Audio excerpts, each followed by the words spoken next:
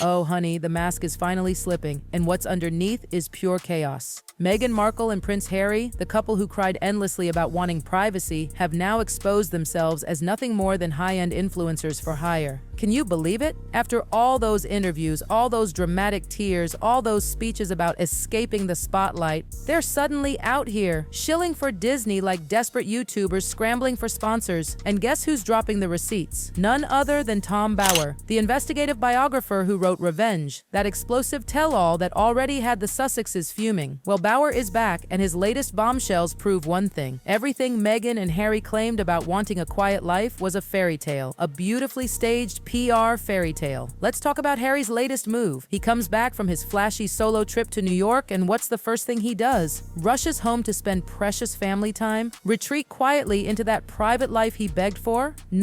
He immediately starts promoting Disney and bragging about his Disney World trip, not as a casual family memory, but full-blown in-your-face commercial promotion. Can you smell the hypocrisy from here? Because baby, it stinks. And Bower, he doesn't mince words. He flat out says Harry is showing his true colors, commercially minded, desperate for deals, and making it impossible for him to ever return to royal duties. Because how do you come back to the palace after you've turned yourself into a Disney influencer? The royal family is not having it. Prince William reportedly would never allow Harry back into the fold. And honestly, can you blame him? But wait, this gets juicier. Because darling, this Disney promotion isn't just a family outing. Oh no. According to insiders, this is Meghan and Harry's full-on pivot into influencer life. Tom Bower claims they're being paid handsomely for these posts. Paid. The same couple who sued newspapers for invading their privacy are now voluntarily broadcasting their every move for corporate sponsors. You couldn't make this up if you tried. Remember when they swore they stepped back from royal duties to protect their children's privacy? Well, that narrative just collapsed faster than their Netflix deal. Everything is now a sponsored opportunity, every trip a business deal. It's like watching someone who once dined in Michelin-starred restaurants suddenly promoting drive-through burgers for quick cash.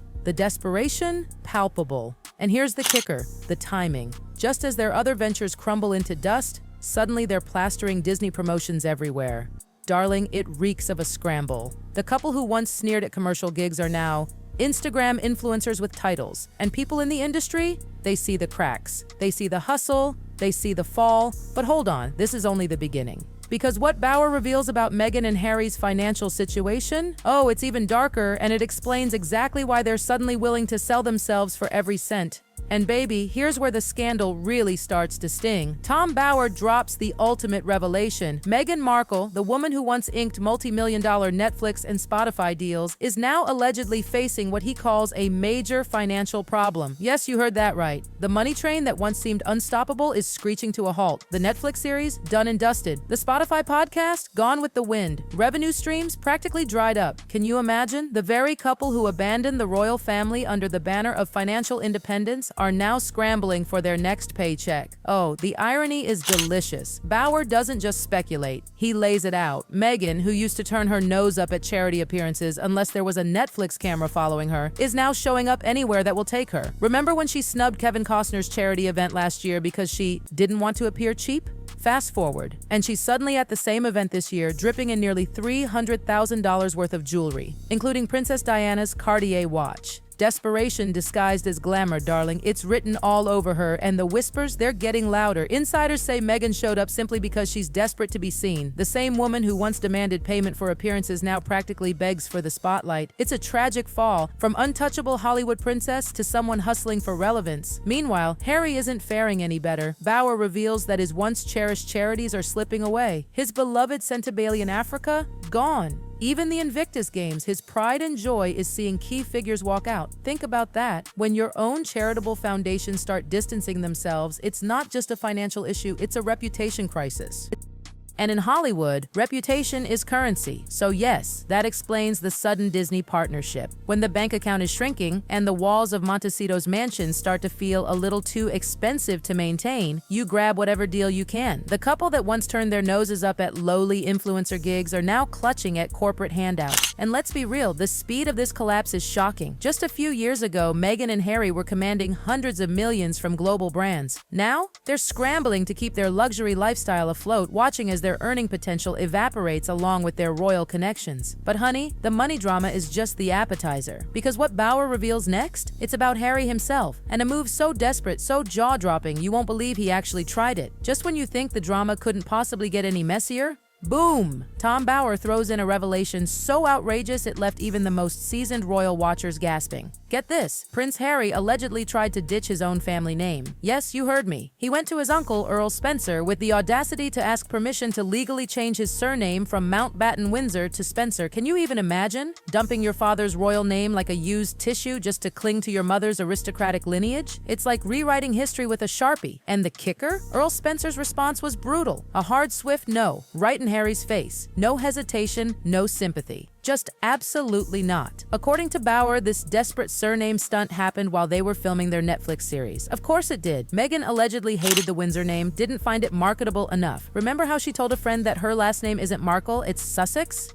Oh, she wasn't kidding. She wanted a total rebrand, and in Meghan's mind, Spencer wasn't just a name, it was branding gold. But darling, here's where it gets really twisted. This wasn't just about snubbing Charles's side of the family. No, this was about Meghan's obsession with Princess Diana. Bauer reveals Meghan didn't just admire Diana, she wanted to be Diana, wearing Diana's jewelry at every event, highlighting every connection, even trying to grab Diana's maiden name. If Meghan had pulled this off, she could have lived forever as Diana 2.0, even if the marriage crumbled. The glow, the sparkle, the legacy. It would have been hers to wear like another borrowed Cartier bracelet. And Earl Spencer, he saw through it all. According to Bauer, he wasn't just protecting his family name, he was protecting Diana's legacy. Imagine giving Meghan permanent access to the Spencer title only for her to use it like a marketing strategy. Absolutely not. Earl Spencer knew better, and he slammed that door shut before Meghan could even blink. But it gets even creepier, because Bauer insists Meghan has fully convinced herself she is Diana reincarnated, not inspired by Diana, not similar to Diana. No, Meghan allegedly believes she is Diana. Can you feel the chills? From the 2018 Australia tour, Meghan interpreted the cheering crowds as validation of her Diana fantasy. She thought the world adored her the way they adored Diana. But what she didn't understand? Those crowds weren't cheering for Meghan Markle, the Hollywood actress. They were cheering for what she represented: British royalty, the crown, the institution, the 1,000 years of tradition, not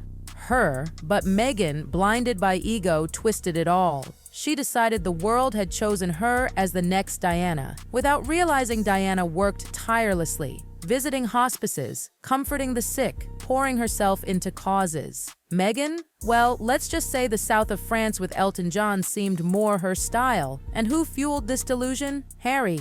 Poor Harry. He kept drawing parallels between Meghan and his mother, feeding her fantasy until it ballooned into a full-blown Diana complex. He projected his idealized vision of Diana onto Meghan, and she ran with it, straight into the delusion that she was destined for global adoration.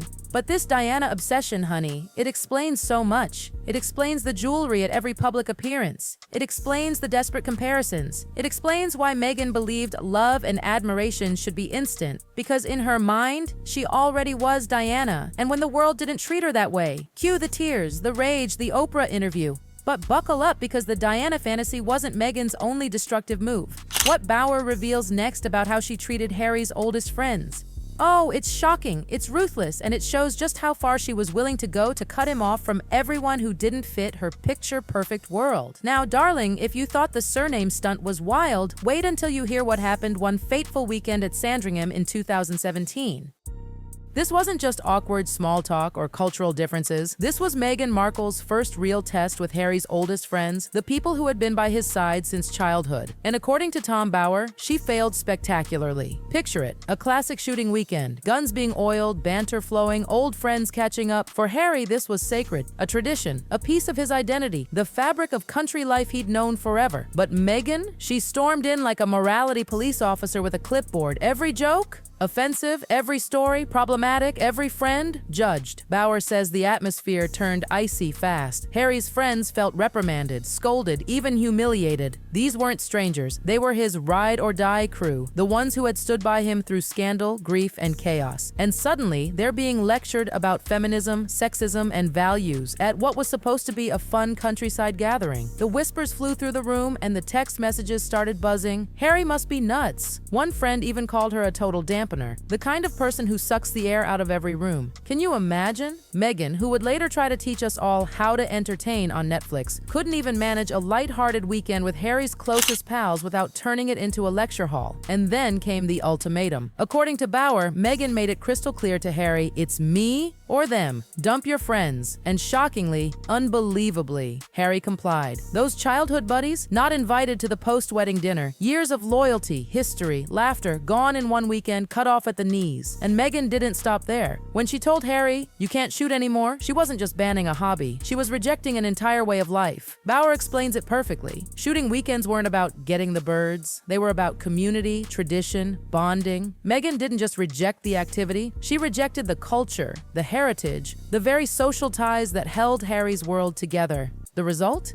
Harry's friends now reportedly refuse to even speak to him. They're furious, heartbroken, and in despair over the man they once knew. Imagine that. Your closest childhood friends, the ones who text you during breakups, who cheer you on through crises, suddenly cutting ties because your new wife decided they didn't make the cut. Brutal. And here's the hypocrisy, darling. Meghan was happy to enjoy the titles, the prestige, the privileges of Harry's world, but the people? The customs? The lifestyle that created all that prestige? No thanks. She wanted the benefits without the baggage. And the cost? Harry lost his tribe. This wasn't integration, this wasn't compromise, this was isolation. Meghan wasn't marrying into Harry's world, she was remaking him into hers, and he let it happen. But if you think cutting off Harry's friends was cold, just wait until you hear what came next. Because Bauer reveals something so disturbing, so shameless, it proves there's nothing Meghan and Harry won't monetize. Darling, they even tried to turn Princess Diana's memory into a cash grab, and it will make your jaw drop.